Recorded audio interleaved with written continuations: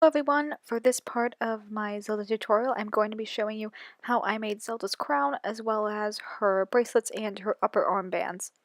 For my initial attempt at making Zelda's bracelets, I made a tinfoil base and then covered that in air-dried paper clay and then covered that in Thibra.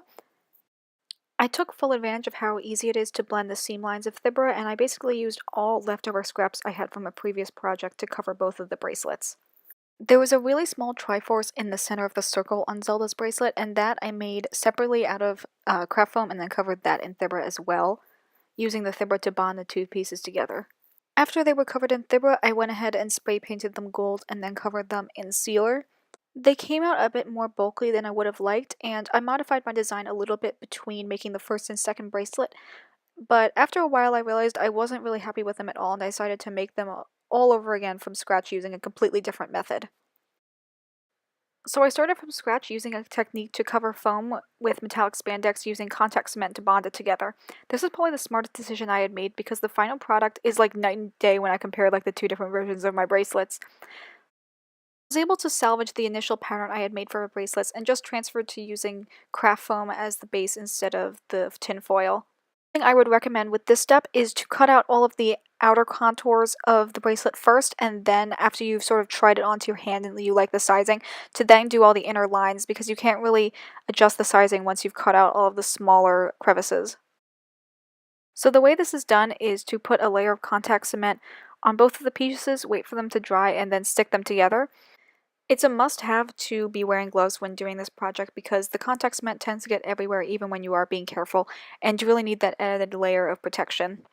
Another thing to consider is the size of bottle of contact cement that you're getting because the larger ones do not come with a brush attached and you have to use a palette knife to smear it on, which I think is a little bit wasteful because every single time you are going to be throwing away that palette knife at the end, whereas if you get the smaller size bottle, it's pretty much perfect for doing a project like this, and it has the brush just attached to the lid, so you're going to just be able to reuse that brush every single time. When putting the contact cement down on the fabric, as you can see here, you're not going to have big globs of the contact cement sticking out. You just want to have it be enough so you can see that it's saturated into the fabric and made it look wet. One thing about contact cement is when they say contact, they mean contact, as this stuff does not want to come off once it's been laid down. So if you think you're going to mess up or you have a very exact placement, it's better to have a little bit of wiggle room through having the fabric be not so saturated that you can see the wetness, because if it's too sticky then it will completely refuse to come off.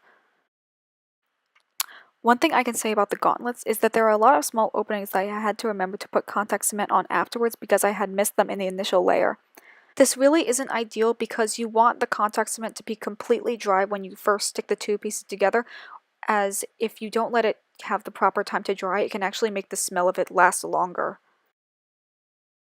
To do all of the cutouts, I just stuck my X-Acto knife into the spandex to make a hole, and then ripped it down and connected the spandex to the sides of the foam. The back looks a bit of a mess initially, with all the loose flaps of spandex hanging off, but I ended up just hot gluing them to the back of the foam afterwards. The hot glue is a little bit itchy, but I have gloves on when I'm actually in cosplay, so it doesn't matter. For my final steps, I secured the wrist ends together with a piece of elastic and made a loop of ribbon that slides onto my middle finger to keep the gauntlet from sliding off of my hand. Here is a side-by-side comparison between my first and second versions, and as you can see, my second version is way better, and I'm so happy that I decided to go with my gut and remake my gauntlets when I did. I then went ahead and did the exact same thing to make the upper armbands. To keep my armbands in the right shape while they were cooling down from being heat formed, I used clips to hold them together. The process I used to make the crown was to cut out all of the smaller leaf pieces out of craft foam and then glue them into sections and then glue all of those sections individually onto the headband using hot glue. Along the sides of this crown, there's this sort of braided leaf effect, so the way I achieved this was to make sure that all of the individual pieces of craft foam were sort of overlapping slightly to make it look like they were all one conjoined piece. After I had glued down all of the pieces of craft foam, I then covered the entire crown in a layer of Thibra, and this is something that I would change if I was to do it again. I think instead I would cover each of the individual craft foam pieces with Thibra first and then glue them together, because having the one large sheet of Thibra, as I was cutting it apart, it's sort of getting stuck to itself and sticking into a lot of the smaller crevices, so it probably would have been a lot easier if I had covered it ahead of time. After I finished spray painting my crown gold, I then poured resin into the jewel area right on the top of the crown. I didn't have UV activated resin at the time when I was making this, but I would definitely recommend that because it will dry in within 10 minutes as opposed to you having to leave this upright for 24 hours, as 2-part resin takes that long time to cure. Thank you guys so much for watching this video. The next one in the series will be talking about how I made Zelda's skirt as well as her belt. If you guys like this kind of videos, please subscribe and like this, and I'll see you in the next video.